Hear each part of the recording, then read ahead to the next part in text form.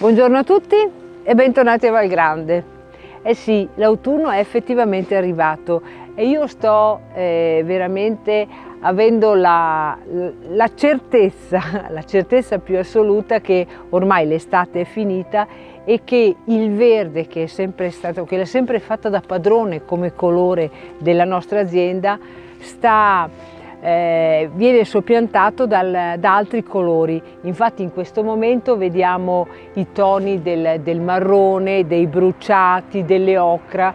Praticamente abbiamo una tavolozza a cielo aperto ed è meraviglioso poter portare questi pezzi di stagione anche all'interno della nostra struttura e delle nostre stanze.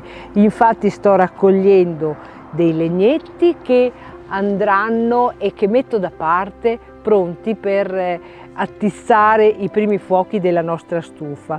Poi sto raccogliendo dei rametti che potrò probabilmente utilizzare anche come piccoli oggetti d'arredamento opportunamente confezionati, magari con dei fiori e con delle altre bacche. E poi sto pensando anche al menù autunnale che risentendo un po' anche della temperatura esterna richiede qualche correzione.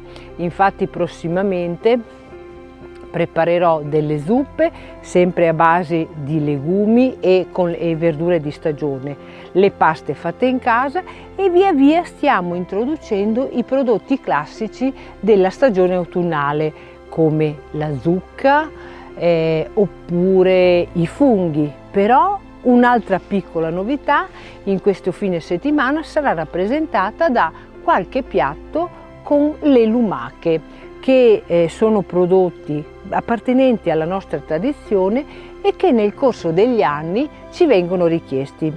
Se siete curiosi anche voi quindi di assaggiare i piatti della stagione autunnale, io vi invito a venirci a trovare.